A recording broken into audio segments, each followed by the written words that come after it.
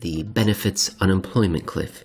If you've been following macroeconomics for a while, you remember hearing about that a year ago or so, but you haven't heard it lately. But you will in this latest episode of Macropiece Theater. I'm your narrator, Emil Kalinowski, and today's tale comes to us from Jeff Snider, the bard of the bond market, also head of global research at Alhambra Partners, where he posted on the November of the 3rd of the 2021 a post titled, "The Wiley E. Powell Inflation. Are we really just going to ignore the cliff?" We may have not noticed it, but a couple of months ago, there was an unemployment benefits cliff that went from several millions to effectively nothing. How are these people going to find income streams? In the real economy? Maybe. Maybe not. Last year did not end on a sound note. The initial rebound after 2020's recession was supposed to be a straight line, lifting upward from the other side of the infamous V shape. Such hopes had been dashed, though, and as the disappointing year wound toward its own end, yet another big problem loomed. In December 2020, millions of Americans still out of work were going to lose government benefits.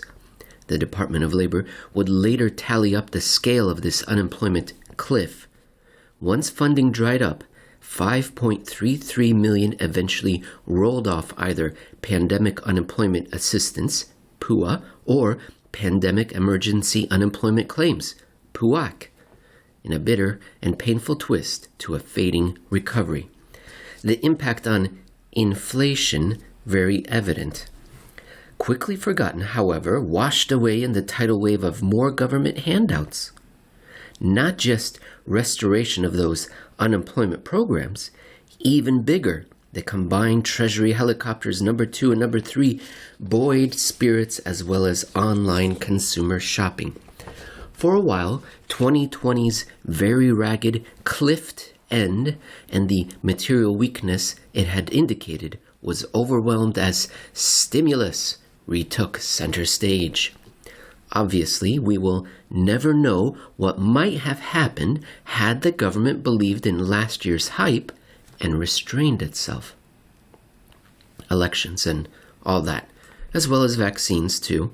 Still, maybe more thought should be given to why the first helicopter hadn't created recovery in the first place, leaving so many millions exposed to the negative whims of political employment policies.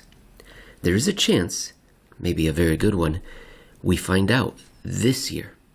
As 2021 draws closer to its final month, the good news is there won't be any unemployment cliff this December. The bad news, this is only because there was an even bigger one in September. In this rush toward taper, the inflation narrative pushing the Federal Reserve apparently leaves no room for reality. The economy is going to be even hotter, allegedly, so apparently we are all just going to pretend this massive precipice didn't happen, or that somehow it won't even matter a little.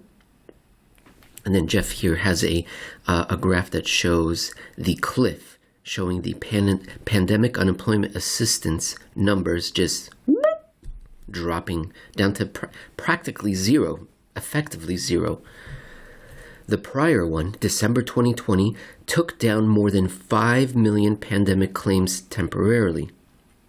The latest one, like the last one, took down more than 8 million pandemic claims permanently.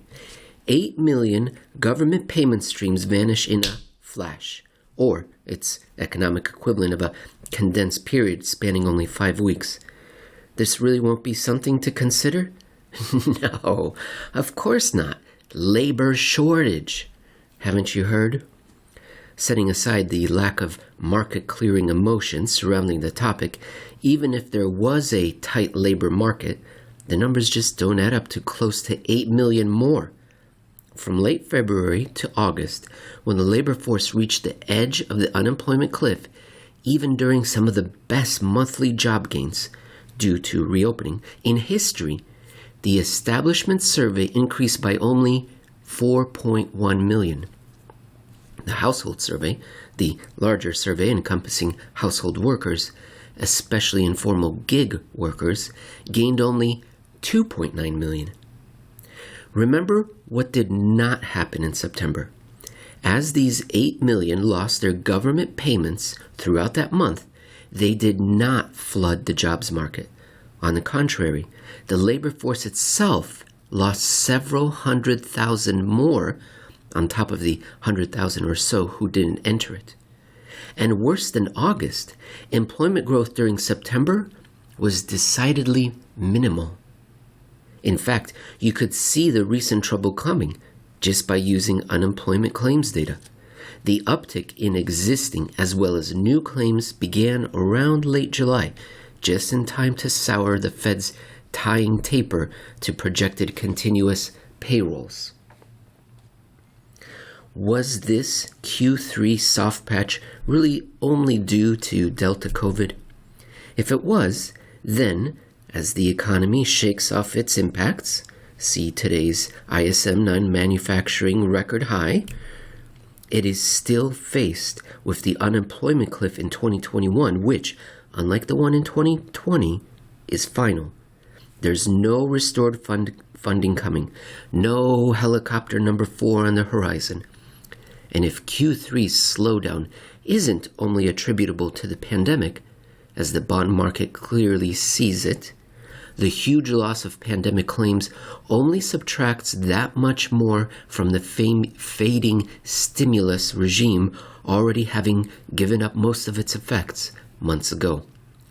You might see why no one wants to talk about the unemployment cliff, certainly not at the same time they're all in on red-hot inflation.